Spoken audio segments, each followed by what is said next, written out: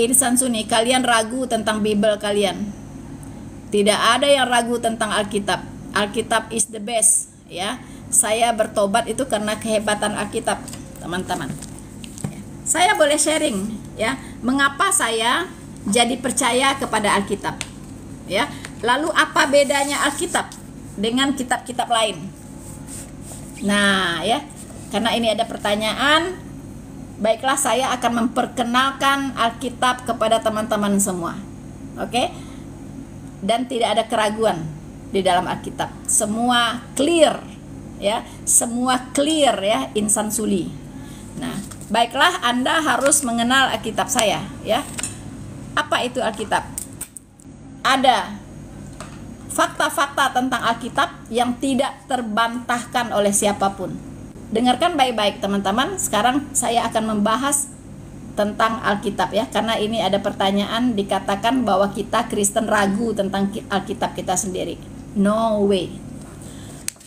Pertama, Alkitab itu adalah kitab satu-satunya kitab firman Allah, ya, satu-satunya kitab firman Allah.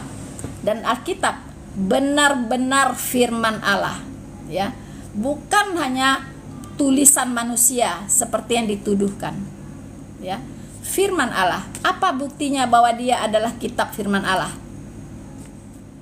Firman Allah yang tertulis dalam Alkitab itu berkuasa, ya. Dia berkuasa. Dan Tuhan mengatakan bahwa firman-Ku tidak pernah kembali dengan sia-sia. Jadi kalau udah dilepaskan, itu tidak pernah kembali dengan sia-sia. Oke? Dan semua firman yang ada di Alkitab itu diilhami oleh Roh Kudus. Ya, diilhami oleh Roh Kudus. Kita bisa baca di 2 Timotius 3 ayat 16. Semua tulisan yang diilhami oleh Allah, ya, itu memang bermanfaat, ya, untuk mengajar, untuk menyatakan kesalahan, untuk mendidik orang dalam kebenaran, dan untuk memperbaiki kelakuan. Ya, jadi firman Allah ini punya kuasa untuk mengubah manusia ini, ya, dari tidak benar menjadi benar, ya, dari tidak kenal kebenaran menjadi kenal kebenaran. Jadi hidupnya amburadul, jadi hidupnya lurus, ya. Dia bisa menyatakan kesalahan, dia berguna untuk mengajar, ya. Banyak sekali orang bisa belajar dari Alkitab, ya. Kemudian dia mendidik orang dalam kebenaran. Nah, ini Alkitab. Makanya di Mazmur 119 ayat 105 Daud berkata, "Firman-Mu adalah pelita bagi kakiku, terang bagi jalanku." Itu teman-teman, ya. Firman Tuhan itu pelita bagi kakiku dan terang bagi jalanku, kata Daud. Nah, itu yang pertama, ya. Bahwa Alkitab itu adalah kitab, benar-benar kitab firman Tuhan, bukan tulisan manusia. Oke, nanti kita akan lihat apa buktinya. Nah, yang kedua, Alkitab berisi nubuatan-nubuatan, ya, berisi ribuan nubuatan yang digenapi secara akurat. Paham nggak teman-teman Muslim apa artinya nubuatan? Jangan-jangan Virgo smile, salam, ya, God bless you too. Nah, apa artinya nubuatan? Mungkin kalau teman-teman Muslim asing, ya, dengan kata nubuatan. Nubuatan itu adalah, ya, perkataan Tuhan tentang masa depan, ya, perkataan Tuhan yang dibukakan, ya, tentang masa depan, dan itu terjadi. Nah, itu namanya nubuatan. Ketika itu terjadi, itu namanya digenapi, teman-teman, ya. Seperti kedatangan Tuhan Yesus sudah dinubuatkan oleh Nabi Yesaya dan digenapi 2024 tahun yang lalu secara akurat, tidak ada yang meleset. Nah, itu. Nubuatan adalah firman Tuhan memberitahukan tentang hal-hal yang akan terjadi, ya kan, di masa depan secara akurat, gitu, ya. Jika ada nubuatan yang tidak terjadi, pastikan itu bukan dari Tuhan, ya. Karena kadang-kadang iblis memakai orang juga untuk melakukan nubuat palsu, gitu, ya kan? Dan itu tidak terjadi, berarti itu bukan dari Tuhan. Yes, teman-teman, bantu lagi tap-tap layar ya. Nah, saya katakan teman-teman, ada catatan ya, menurut ensiklopedia ya, nubuatan Alkitab itu mencatat sekitar 1817 nubuatan di dalam Alkitab. Ini tidak ada tandingannya, tidak ada di kitab manapun ya. Nubuatan seperti yang di Alkitab tidak ada di kitab manapun, teman-teman. Kemudian selain dia berisi nubuatan ya, Alkitab itu juga sangat konsisten teman-teman. Alkitab ditulis itu dalam rentang waktu 1500 tahun, bayangkan ya. Jadi dari kitab Kejadian sampai kitab Wahyu itu waktunya 1500 tahun, yang ditulis oleh penulis yang berbeda-beda ya, beda zaman, beda latar belakang, teman-teman. Tetapi tulisan mereka konsisten, selaras, tidak ada yang tumpang tindih ya, selaras. Nah, artinya dalam penulisan Alkitab benar-benar di situ ya, Tuhan itu campur tangan di situ ya. Artinya firman yang ditulis di Alkitab itu benar-benar bersumber dari satu sumber ya, yaitu Allah. Satu Allah yang sama, teman-teman. Bayangkan 1500 tahun rentang waktunya ya. Tulisan ini bisa berkesinambungan gitu. Tidak ada yang bertentangan ya. Tidak ada yang tumpang tindih, bertabrakan, tidak ada. Semua selaras, dan semua penulis Alkitab itu saling mengutip ya, mengutip ayat yang sebelumnya yang ditulis oleh yang lain, saling mengutip, saling mendukung ya, saling menjelaskan. Nah, itulah konsistensi Alkitab, teman-teman. Jadi jelas terlihat di situ ada kuasa ilahi ya, dan mereka dituntun oleh roh yang sama, yaitu Roh Kudus. Nah, ini keajaiban Alkitab. Yang keempat, ilmu pengetahuan, teman-teman ya, itu tidak ada yang bertentangan dengan Alkitab ya. Ilmu pengetahuan, sebelum Galileo menemukan ya bahwa dunia ini, bumi ini bulat, itu Alkitab sudah kasih tahu loh ya, bahwa bumi ini bulat. Dia yang bertahta di atas bulatan bumi ya, itu ada di kitab Yesaya 40 ayat 22. Dia yang bertahta di atas bulatan bumi, teman-teman. Galileo belum menemukan, lama setelahnya baru dengan survei yang macam-macam ya, akhirnya mereka menemukan bahwa memang bumi ini bulat, teman-teman ya. Padahal kalau dia baca Alkitab nggak usah survei ya, langsung dikasih tahu oleh Nabi Yesaya ya bahwa bumi ini bulat, teman-teman. Nah, begitupun dengan kenapa bayi-bayi orang Yahudi ya itu harus disunat di usia 8 hari. Kenapa enggak usia 6 bulan? Kenapa enggak usia 10 tahun? Kenapa enggak usia 2 bulan? Kenapa enggak 5 hari? Kenapa enggak 10 hari? Kenapa harus 8 hari? Ternyata ya, para ahli medis mengatakan bahwa usia bayi di 8 hari itu tidak terjadi pendarahan gitu ya, tidak terjadi pendarahan kalau bayi itu disunat usia 8 hari, teman-teman. Nah, begitu ya. Banyak lagi contoh-contoh yang lain ya, bahwa udara ini mengandung massa ya, berat. Itu juga sudah dikatakan di Alkitab sebelum ilmuwan menemukan itu. Banyak lagi contoh-contohnya, teman-teman ya.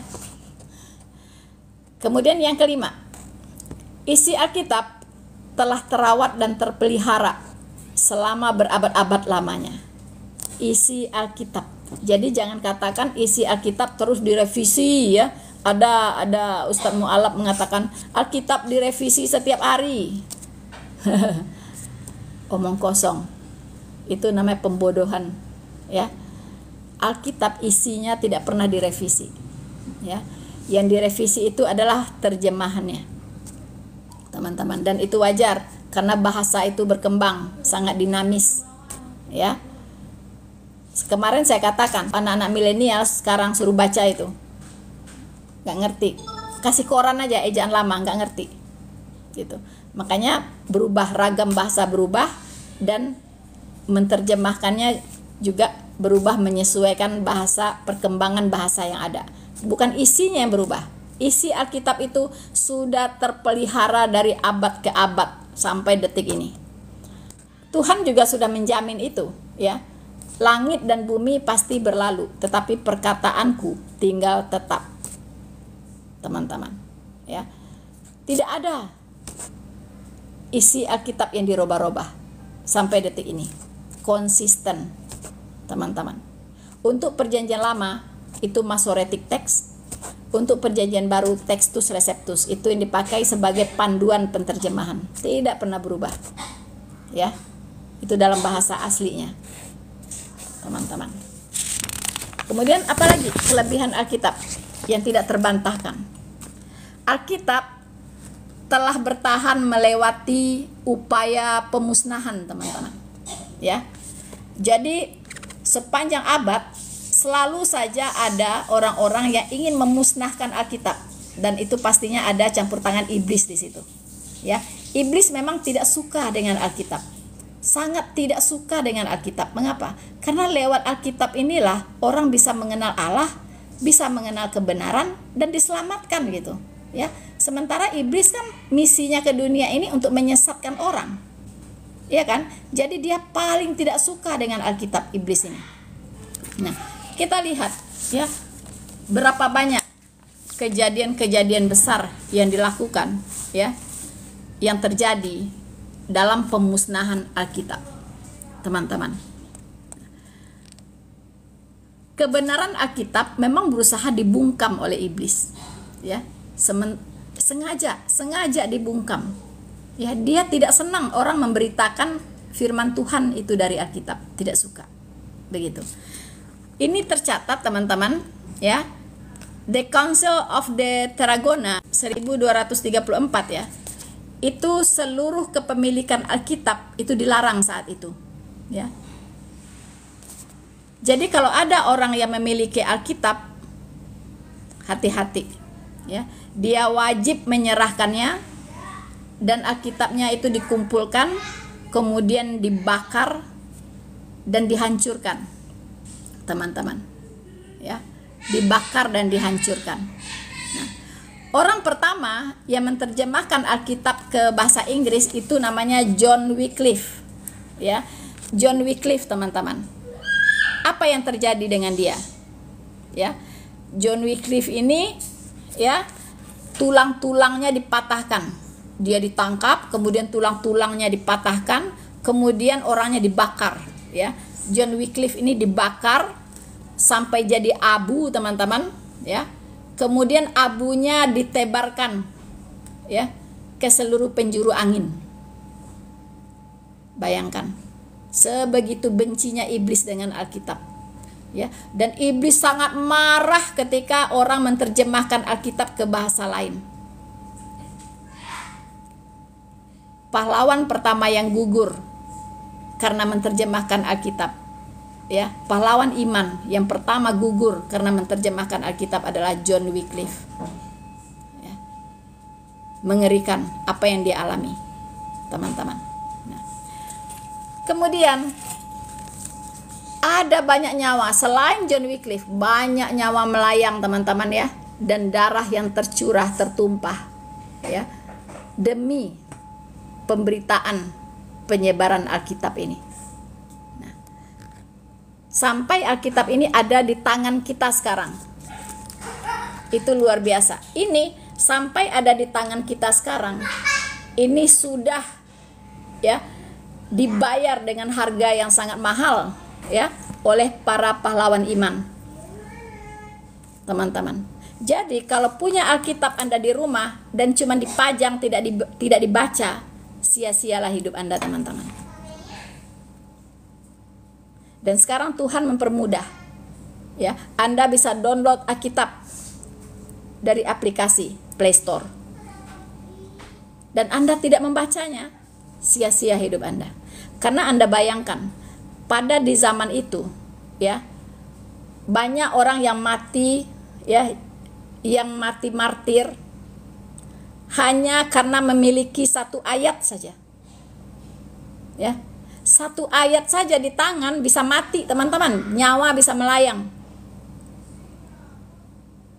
Anda bayangkan, ya, bagaimana iblis, ya, betul-betul ingin menghancurkan, menghilangkan Alkitab dari bumi ini, dari dunia ini, supaya tidak ada orang yang mengenal Allah, supaya tidak ada orang yang diselamatkan, ya, supaya semua manusia ini landing di neraka bersama-sama dengan iblis. Itu teman-teman, ya. Di Korea Utara sekarang masih terjadi, teman-teman, ya, masih terjadi. Seseorang bisa mempertaruhkan nyawanya hanya dengan memiliki satu bagian dari Alkitab atau satu pasal atau satu ayat saja. Selesai Anda, ya. Nyawa melayang, teman-teman, masih terjadi hari ini, ya, di Korea Utara. Begitu, teman-teman, ya. Jadi jangan remehkan Alkitab. Walaupun, ya, berbagai-bagai aksi genosida terhadap Alkitab dilakukan dari zaman ke zaman, dan Anda jangan kaget, pekerjaan Tuhan, ya. Alkitab tercatat, ya, sebagai buku terlaris di dunia, ya. Alkitab tercatat sebagai buku yang dicetak paling banyak di dunia. Kok bisa? Itulah pekerjaan Tuhan, ya. Iblis tidak bisa menyaingi Tuhan, teman-teman, ya. Kehendak Tuhan pasti terjadi, ya. Kalau Tuhan mau Injil diberitakan ke seluruh dunia, tentunya Alkitab harus juga beredar ke seluruh dunia, ya, karena berita tentang Injil itu ada di Alkitab, ya. Tidak mungkin Tuhan meninggalkan amanat agung, ya. Pergilah ke seluruh dunia, beritakanlah Injil kepada segala makhluk. Siapa yang percaya dan dibaptis akan diselamatkan, siapa yang tidak percaya akan dihukum. Lalu Alkitab nggak ada, gitu. Impossible, ya. Impossible, teman-teman. Bagaimana bisa Injil diberitakan kalau Alkitab tidak ada, dibiarkan oleh Tuhan dihabisi oleh iblis? Nggak bisa. Pasti Tuhan akan melindungi, ya, Alkitab. Tuhan punya cara untuk terus, ya, mempertahankan Alkitab ini. Bagaimanapun caranya Tuhan, begitu. Tidak akan dibiarkan dihabisi atau dimusnahkan oleh iblis. Tidak akan dibiarkan. Dan buktinya sampai hari ini Alkitab bisa ada di tangan kita, teman-teman, ya. Kemudian yang ketujuh, ya, Alkitab itu benar-benar kitab firman Tuhan satu-satunya, ya. Kitab firman Tuhan satu-satunya. Tidak ada lagi firman Tuhan di luar Alkitab. Tidak ada lagi kitab lain yang bisa disebut sebagai kitab firman Tuhan, ya. Alkitab adalah buku terlaris di sepanjang masa, ya, buku terlaris. Perjanjian Lama sudah diterjemahkan ke dalam 170 bahasa. 170 bahasa di dunia, ya. Perjanjian Lama sudah diterjemahkan ke 170 bahasa di dunia. Perjanjian Baru itu sudah diterjemahkan ke dalam 1.500 bahasa di dunia, teman-teman. Luar biasa. Mengapa harus diterjemahkan? Karena Tuhan sudah berkata, ya, itu tercatat di kitab Yesaya, ya. Aku sudah bersumpah demi diriku sendiri. Dari mulutku telah keluar kebenaran, yaitu firman yang tidak bisa ditarik kembali, bahwa semua bangsa akan bertekuk lutut di hadapanku dan akan bersumpah setia dalam segala bahasa. Jadi semua bangsa akan bersumpah setia dalam segala bahasa. Itu Tuhan Yesus sudah Jehovah, ya, Allah Jehovah, Elohim, ya, itu sudah mengatakannya. Satu firman yang tidak bisa ditarik kembali, dan dia bersumpah demi dirinya sendiri. Semua bangsa akan datang kepadanya, akan bertekuk lutut di hadapannya, dan akan bersumpah setia dalam segala bahasa. Oke? The Guinness Book, ya, Word of Record, itu mengatakan, teman-teman, bahwa Alkitab sudah terjual lebih dari 5 miliar kopi. Penduduk bumi ada berapa miliar ya, teman-teman, ya? Penduduk dunia ini ada berapa miliar? Alkitab sudah terjual 5 miliar kopi. Tidak ada buku lain yang mendekati buku tersebut. Tidak ada. Ya. Inilah luar biasanya Alkitab, teman-teman. Ya. Jadi kalau ada yang sangat membenci Alkitab, ya, bahkan ada yang sudah menghapus, ya, Alkitab berbahasa Minang dari Play Store, saking bencinya, saking gak bolehnya orang baca Alkitab, ya. Nah, kita sudah tahu dia ada di pihak mana, teman-teman, ya. Jadi teman-teman, saran saya, baca Alkitab. Jangan Anda jadikan Alkitab ini pajangan. Baca. Ini adalah harta karun ada di sini, ya. Mutiara yang terpendam banyak di sini, teman-teman. Baca Alkitab, ya. Bayangkan orang dulu membayar satu ayat dengan nyawanya. Bagaimana bisa kita sudah punya Alkitab di tangan kita, kita sia-siakan, teman-teman.